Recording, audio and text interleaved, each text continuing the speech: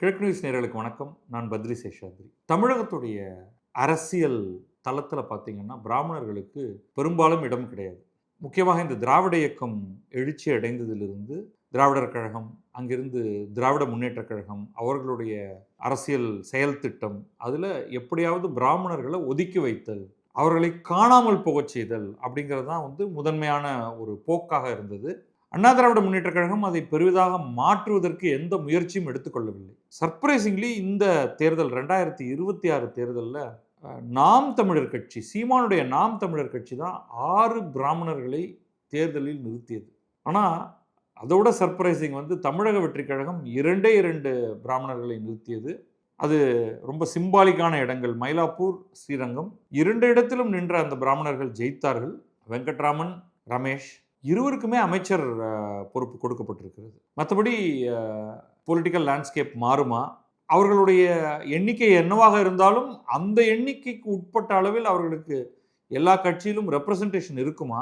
பிராமணர்கள் தேர்தலில் ஈடுபட விரும்புகிறார்களா? போன்ற பல்வேறு கேள்விகளை நம்ம தேர்தல் நேரத்தில் பேசினோம். அது ஒரு தனியான ஒரு இன்டர்வியூ மாதிரியே நான் சுபாஷோட இணைந்து நான் அவரோட பேசினேன். அதை பற்றி இப்போ நம்ம பிராமணர்களை பற்றி பேச போகிறோம், அரசியலை பற்றி பேச போகிறோம், தேர்தலை பற்றி பேச போகிறோம். வேற மாநிலம் உத்தரப்பிரதேசம். மணி கண்ட்ரோல்ல ஒரு ஆர்டிக்கல் ஒன்று வந்திருக்கு.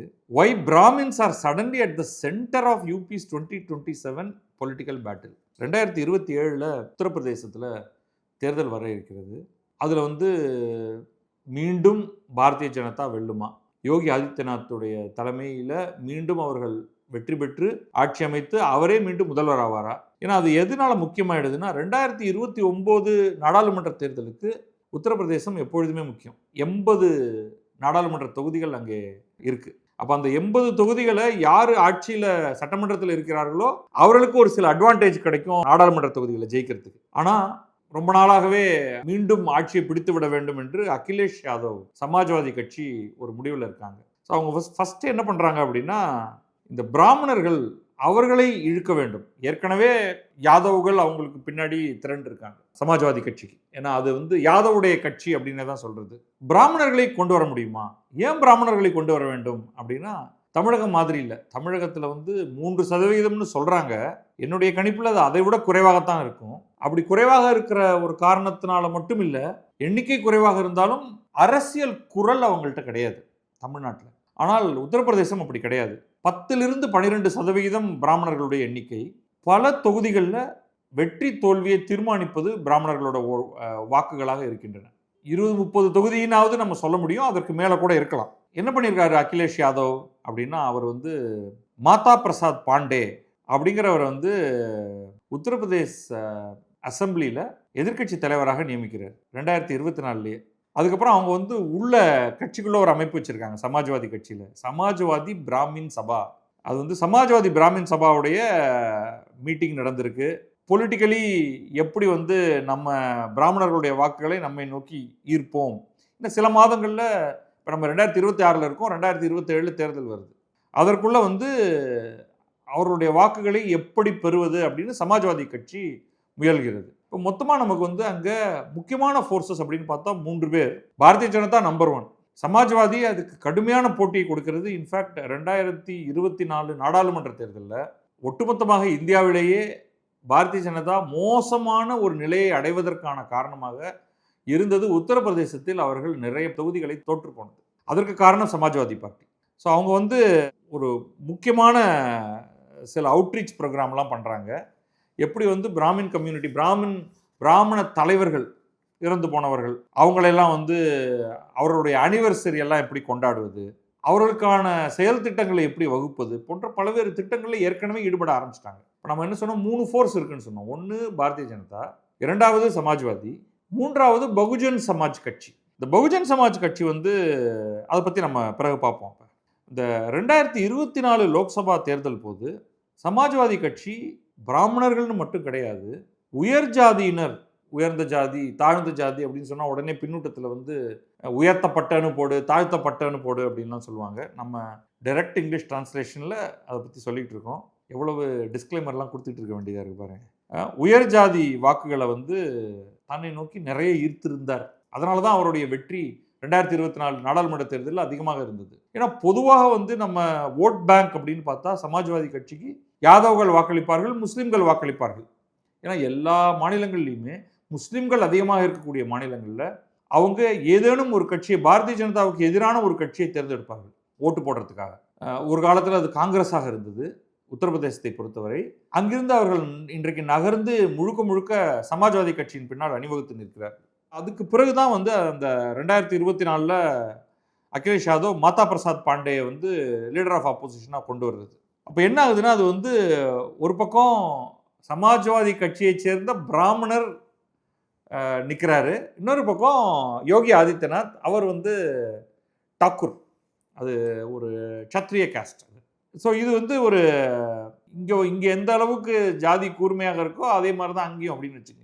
அவங்க அடுத்தது என்ன மாதிரி கொண்டு வராங்கன்னா வந்து, யோகி ஆதித்யநாத் தன்னுடைய தான் சார்ந்த ஜாதிக்கு முன்னுரிமை கொடுத்து அவர்களெல்லாம் உள்ள கொண்டு வரார் அப்படின்னு அங்கே ஒரு ஜாதி ரீதியான ஒரு பிளவு ஒன்றை ஏற்படுத்த முடியுமா அப்படின்னு பார்க்குறாரு. ஏன்னா பொதுவாக கடந்த ஒரு 10 ஆண்டுகளில், முக்கியமாக கடந்த 15 ஆண்டுகள்னே சொல்லுவேன், எப்போ 2014 நரேந்திர மோடி தலைமையில் பாரதிய ஜனதா ஜெயித்து வந்ததோ அப்பொழுது கிட்டத்தட்ட இந்தியாவில் இருக்கக்கூடிய அனைத்து மாநிலங்களிலும் உள்ள அனைத்து உயர் ஜாதியினரும் பாரதிய ஜனதாவுக்கு ஒரு கன்சாலிடேட்டட் ஆதரவை தர ஆரம்பித்தார்கள். காங்கிரஸை அவர்கள் ஒரு எதிரியாகவே பார்க்க ஆரம்பித்தார்கள். இதில் பிராமணர்களையும் நம்ம முக்கியமாக எடுத்துக்கொள்ள வேண்டும். நீங்கள் பிராமணர்களை பற்றி பேசும்பொழுது வெறும் தமிழகத்துடைய ஆங்கிள் இருந்து மட்டும் பார்க்காதீங்க. ஈவன் தமிழகத்திலேயே பாரதிய ஜனதாவுக்கான பெரும் ஆதரவு என்பது பிராமணர்களிடமிருந்து தான் வந்தது. அது எண்ணிக்கையில் ரொம்ப குறைவான எண்ணிக்கையாக இருக்கலாம், ஆனால் அது ஆஸ் அ கம்யூனிட்டி பிராமணர்கள் வந்து முக்கியமாக ஒரு பிளாக்காக பாரதிய ஜனதாவை ஆதரித்தார்கள். நரேந்திர மோடிக்கு இன்றைக்கும் மிகப்பெரிய ஆதரவு தளம் அப்படிங்கிறது தமிழ்நாட்டில் பார்த்தால் அது வந்து பிராமணர்களிடமிருந்து வருகிறது.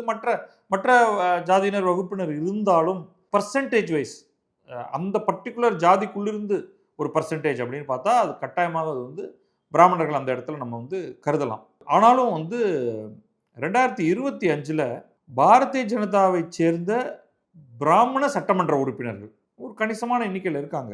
அவங்க வந்து தனியான ஒரு கூட்டம் ஒன்றை நடத்தி பிராமணர்களை வந்து இந்த பப்ளிக் டிஸ்கோர்ஸ் பொது தளத்தில் பேசும்பொழுது ரொம்ப அவதூறாக பேசுவதெல்லாம் ரொம்ப நடக்கிறது. இதை வந்து அரசு தடுக்க மாட்டேங்கிறது. அரசுடைய செயல்பாடுகள் பிராமணர்களுடைய அந்த கண்ணியத்தை குறைவாக நடத்தக்கூடிய விதங்களில் இருக்கும்பொழுது அதை எப்படி தடுப்பதுங்கிறத பார்க்க மாட்டேங்குதுங்கிறத ஒரு பெரிய விஷயமாக பேசினாங்க. அதுக்கு ஒரு காரணம் வந்து நெட்ஃப்ளிக்ஸில் கூஸ்கோர் பண்டட் வெப் சீரிஸ் ஒன்று எடுத்தால் அதோடைய டைரக்டர் நீரஜ் பாண்டேங்கிறவரே ஒரு பிராமணருங்கிறது வேற விஷயம். கூஸ்கோர் பண்டட் அப்படின்னா வந்து ஊழல்வாதியான பண்டிட். பண்டிட் அப்படிங்கிறது வந்து உங்களுக்கு தெரியும், ஒரு அர்ச்சகர் அப்படிங்கிற பேரில் வரும், அல்லது புரோஹிதர், பேசிக்கலி பிராமணர். ஸோ அது பேரே அப்படி வருது, ஊழல் பிராமணன் அப்படின்னு வச்சுப்போமே தலைப்பு தமிழில் இருந்தால். இப்போ தமிழில் பார்த்தீங்கன்னா இது திராவிடர் கழக காலத்திலிருந்து இது வந்து சர்வசாதாரணம். பிராமணர்களை எந்தெந்த விதமான கெட்ட வார்த்தைகளால் குணநலன்கள் கெட்டவர்கள் அப்படிங்கிறத காண்பிக்கும் மாதிரியான பலவேறு டெபிக்ஷன் கார்ட்டூனாக, இன்றைக்கும் கூட கார்ட்டூன், பெரிய தொப்பையும் மொட்டை அடித்த தலையில் ஒரு ஒத்த குடுமி, ஒரே ஒரு சின்ன ஸ்ட்ராண்ட் மட்டும் போகிற மாதிரி, ஒரு அரை ஆடை, இடுப்பில் மட்டும் ஒரு பஞ்சகச்சம் மாதிரியான ஒரு ஆடை, மேலே ஒன்றும் இருக்காது, ஆனால் குண்டு கொழுத்த உருவம். அதனால் அடுத்தவர்களுடைய உழைப்பை சுரண்டி உன்று தின்று கொழுத்த உருவம் அப்படின்னு காமிக்கணும். அதில் வந்து பூணூல் வந்து அப்படியே அது மாட்டுக்கு ஒரு காற்றுல அது தொங்கிக்கிட்டு இருக்கும். அவர் என்னன்னா வந்து கீழே ஒரு ஏழையான ஒரு மெல்லிய ஒரு உருவத்தை போட்டு மிதிச்சுக்கிட்டு இருப்பாரு.